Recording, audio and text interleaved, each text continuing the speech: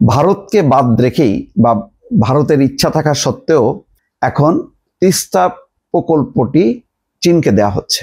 চীন যেহেতু অনেক আগে থেকেই এটি করার আগ্রহ দেখিয়েছে, আর ভারত তো যদি প্রকল্পটাই দরকার ছিল না, যদি পানি বন্টন চুক্তিটা করতো তাহলে আলাদা করে প্রকল্প নেওয়ার দরকার ছিল না। কিন্তু ভারত কোনোভাবেই এই তিস্তার পানি বন্টন চুক্তিতে সম্মত হয়নি।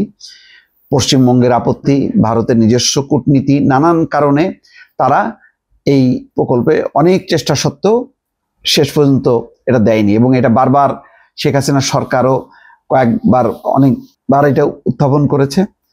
শেষের দিকে আর ভারত বিরাগ হবে বলে তার ক্ষমতায় থাকার স্বার্থে এটা নিয়ে আর উচ্চবাচ্য করতো না।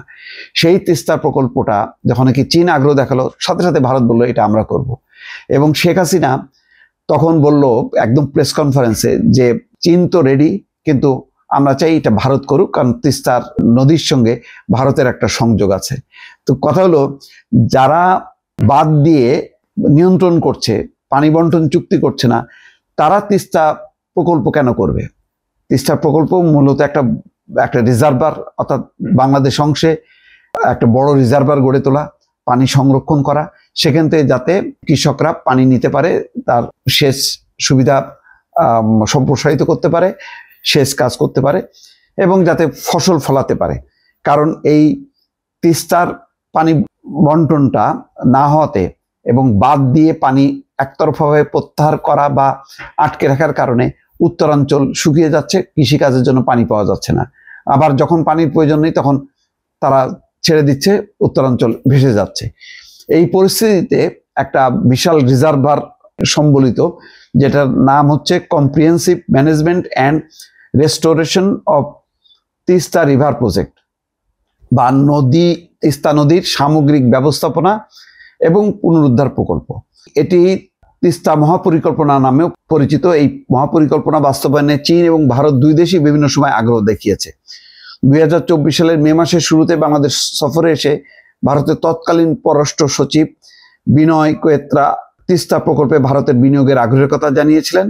জুলাই গণ অভ্যুত্থানে ক্ষমতাচ্যুত আওয়ামী লীগ সরকারও চেয়েছিল প্রকল্পটিতে যাতে ভারত সংযুক্ত থাকে, অর্থায়ন করে, কিন্তু ভারত কখনোই করবে না। ভারত যদি এতই আন্তরিক হতো তাহলে তো সে তিস্তার পানি বন্টন চুক্তি করতো, সেই চুক্তি তো করেনি।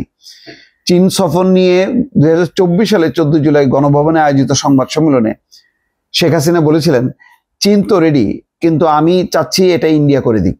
এই প্রজেক্টটা করলে এই প্রজেক্টের জন্য যা দরকার ইন্ডিয়া দিতেই থাকবে, ঠিক আছে, যা সাফ কথা, রাগঢাক নাই। মানে উনি তো খুব সঠিক কথা বলেন, কোনো গোপন রাখেন না, এমন একটা ভাব। কিন্তু আলটিমেটলি এটা যেহেতু ভারত চায় না বলে শেখ হাসিনা চায় না, সোজা হিসাব। এখানে আর কোনো হিসাব নেই, হিসাব একটাই, ভারতের চাওয়াটাকে সর্বোচ্চ গুরুত্ব দিতেন শেখ হাসিনা। আবার তিস্তা প্রকল্প বিশাল একটা প্রকল্প, মহাপরিকল্পনা, ওটা বাস্তবায়ন করে ওখানে চীনা শ্রমিকরা আসবে, ওই পারে হচ্ছে তাদের পূর্বাঞ্চলীয় সব রাজ্য বা সীমান্তবর্তী এলাকা, সেখানে চীনের কোনো তৎপরতা থাকুক, এটাও ভারত চায় না। কিন্তু ভারতের চাওয়া পাওয়ার এখন বিষয় না, বিষয়টা হলো বাংলাদেশের স্বার্থের ব্যাপার, এবং স্বার্থ অনুযায়ী বাংলাদেশ এখন এই প্রকল্পটা দিতে চাচ্ছে চীনকে। সেই ব্যাপারে যথেষ্ট অগ্রগতিও হয়েছে। পরিকল্পনা উপদেষ্টা ওয়াহিদুদ্দিন মাহমুদ 5ই জুলাই জানিয়েছেন যে তিস্তা প্রকল্পে চীনের ঋণে বাস্তবায়নে বর্তমান সরকারের আগ্রহ আছে, চীনও প্রকল্পটিতে বিনিয়োগ করতে চায়।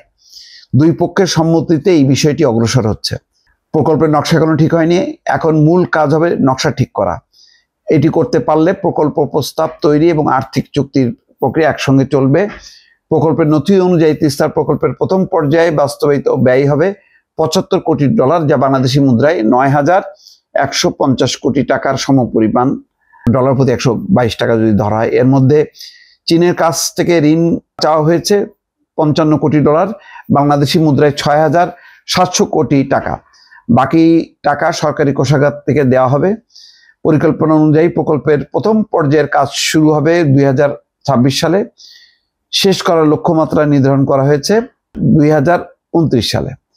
এই হচ্ছে মোটামুটি। তা এটা একটা বলা যায় যে মানে ভারতের মতন শক্তিকে উপেক্ষা করে চীনকে এই তিস্তা প্রকল্পে যুক্ত করার একটা যথেষ্ট একটা সফলতা বা একটা স্বাধীন পররাষ্ট্রনীতির একটা লক্ষণ এটা বলা যায়।